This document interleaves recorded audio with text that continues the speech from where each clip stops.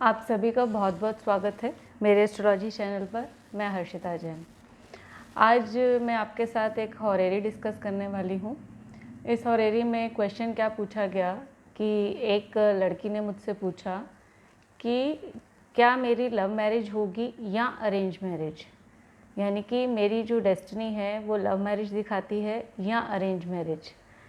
तो इसके लिए उसे एक नंबर देकर मैंने हॉरेरी क्रिएट की।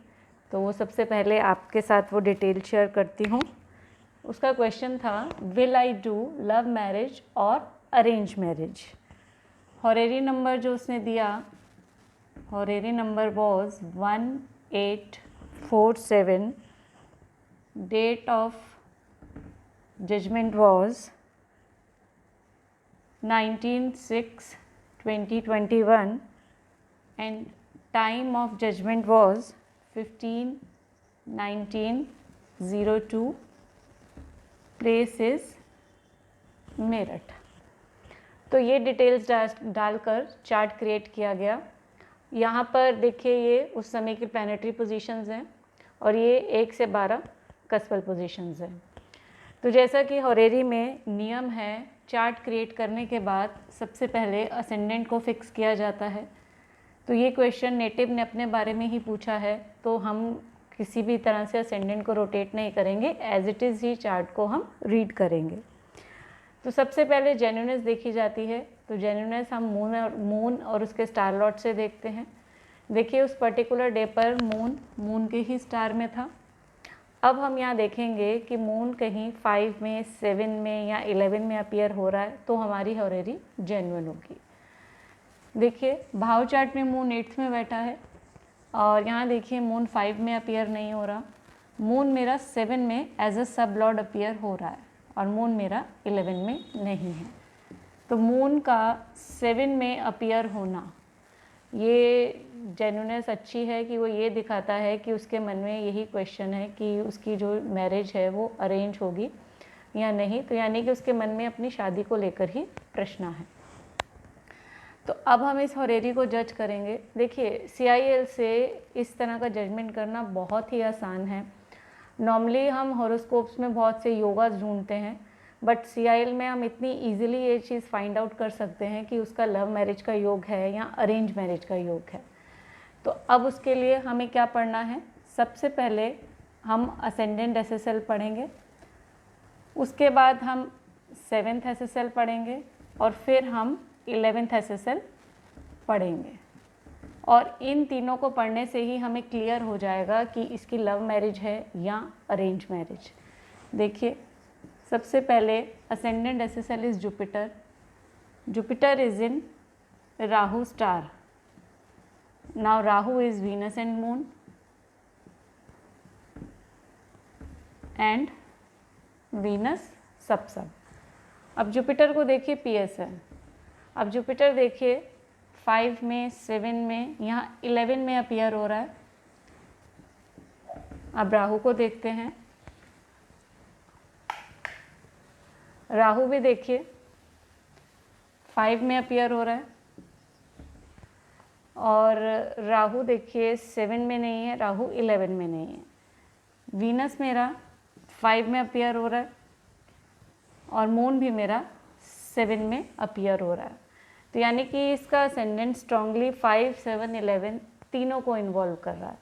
फर्दर राहु फिर रिपीट हो रहा है। फाइनल कंफर्मेशन वीनस से हो रही है और वीनस मेरा विद PS 5th भवा में बैठा है एंड 5th का सब लॉर्ड भी अपीयर हो रहा है। तो अब इसका असेंडेंट 5, 7, 11 तीनों से लिंक हो रहा है। स्ट्रांगली 5 से भी लिंक हो रहा है, जो कि ये दिखाता है कि असेंडेंट का जो प्रॉमिस है वो लव मैरिज का भी हो सकता है। अब हम 7th SSL को पढ़ेंगे। 7th SSL is Mars. Mars is in Saturn star, sun sub, Saturn sub. Mars को PS नहीं है, Mars is in Saturn star. अब सैटर्न हम देखते हैं 5, 7, 11 में कहाँ अपीयर हो रहा है।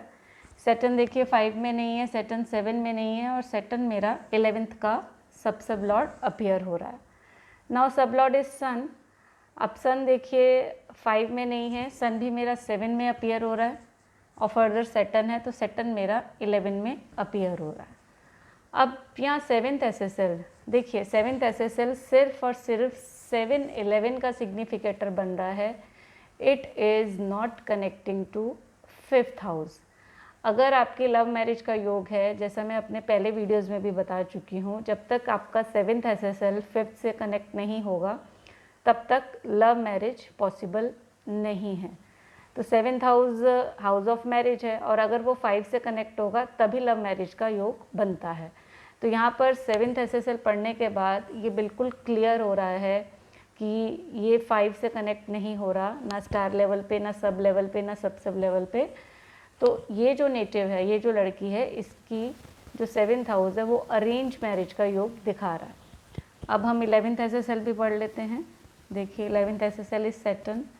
Saturn is in moon star, mercury सब, मार्स सब। सैटर्न को PS नहीं है, मून इज अपियरिंग इन 7। अब मरकरी देखिए 5 में है, 5 में एज अ राशि लॉर्ड अपियर हो रहा है, बहुत वीक है। एंड 7 में नहीं है, 11 में नहीं है। फाइनल कंफर्मेशन मार्स से हो रही है, and Mars is also 7th SSL। Mars is also 7th SSL। तो 11th SSL भी 5th हाउस से वीक लेवल पर कनेक्ट हो रहा है, वो स्ट्रांगली 7 से ही कनेक्ट हो रहा है। और सबसे मोस्ट इम्पॉर्टेंट जो 7th SSL है यानी कि मार्स, वो कहीं भी 5 से कनेक्ट नहीं हो रहा। तो ये क्लियरली ये चीज़ दिखाता है कि इस नेटिव की सिर्फ और सिर्फ अरेंज मैरिज होगी। अब इस चीज़ में और कंफर्म होने के लिए देखिए हम दशा को पढ़ते हैं। ये तो प्रॉमिस की बात हुई। अब अगर इसकी अरेंज मैरिज है, होनी है, तो दशा भी वही चीज़ दिखाएगी। तो दशा लॉर्ड वॉज मून। जब ये होरेरी लगी, मून के स्टार में है, तो मून की दशा ही चल रही थी। Moon is in moon star, Ketu सब एंड सैटर्न सब। अब मून देखिए, मून 7th में अपियर हो रहा है। सब Lord is Ketu.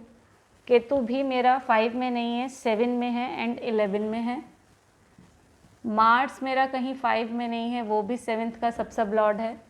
And Saturn is appearing in 11। और फाइनल कंफर्मेशन सैटर्न से हो रही है, और सैटर्न भी 11th का सब लॉर्ड है।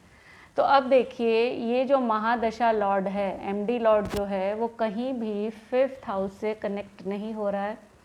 तो इट मीन्स लव मैरिज का योग बिल्कुल भी नहीं है। अब ये मून की दशा इसकी आई थिंक सितंबर 2023 तक है। तो यानी कि अब मून की दशा 2023 तक है, तो 2 साल बाद ये ख़त्म हो जाएगी, और उसके बाद आएगी मार्स की दशा। और मार्स हमने ऑलरेडी अभी रीड किया, क्योंकि Mars is our 7th SSL, और वो भी देखिए कहीं भी 5 से कनेक्शन नहीं बना रहा। तो जब महादशा लॉर्ड भी आपका 5 से नहीं जोड़ रहा, तो उस केस में बिल्कुल भी लव मैरिज के योग नहीं है। तो उसको यही प्रेडिक्शन दी गई कि आपकी जो होगी अरेंज मैरिज ही होगी, लव मैरिज का योग नहीं है। हालांकि उसका जो असेंडेंट है जुपिटर, वो स्ट्रांगली 5 से कनेक्ट हो रहा है। तो कहीं ना कहीं हो सकता है उसके मन में ये चीज़ हो, या वो किसी को पसंद करती हो, तो इसीलिए उसने ये क्वेश्चन पूछा हो। बट उसका चार्ट क्लियरली अरेंज मैरिज ही दिखा रहा है। तो इस तरह से CIL में देखिए हम बहुत इजीली और बहुत जल्दी प्रिडिक्ट कर सकते हैं, एंड प्रिडिक्शन बिल्कुल 100% एक्यूरेट होती है। अगर इस तरह का प्रॉमिस आया तो डेफिनेटली इस नेटिव की अरेंज मैरिज ही होगी। तो आई होप आपको ये टॉपिक आज समझ आया होगा। आपको वीडियो अच्छा लगा हो तो प्लीज़ लाइक एंड शेयर कीजिए और चैनल को सब्सक्राइब कीजिए।